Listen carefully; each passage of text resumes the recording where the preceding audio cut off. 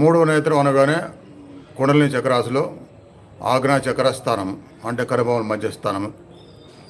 అలానే మీ గురించి మీరు తెలుసుకోవాలన్నా సరే ఇదే పద్ధతిని అర్థం చేసుకోవాలి. మీ గురించి మీరు తెలుసుకోవాలన్నా, మీకు సంబంధించిన భవిష్యత్తు మీరు తెలుసుకోవాలన్నా, మీకు సంబంధించిన ఒక విషయాన్ని తేటతెల్లంగా మీకుగా మీరు చూసుకోవాలన్నా కూడా ఇదే ప్రధానమైన సాధన. ఎందుకంటే మీ ఆత్మ లోపల అంతర్గతంగా ఈ మానసిక విషయాలు ఏవీ లేకుండా ఆత్మగానే మిగిలిపోయినప్పుడు ఆ ఆత్మకి పరమాత్మ శక్తి వస్తుంది. ఆ శక్తి వచ్చినప్పుడే మీకు కావాల్సిన విషయాలన్నీ మీ లోపల మీరు చూసుకోగలుగుతారు. ఇంకొకరు ఆత్మ వచ్చి మీలో దూరలేదు. ఇంకొకరు వచ్చి చెప్పేదానికంటే మీకు మీరు తెలుసుకునేదే 100% నిజమవుతుంది.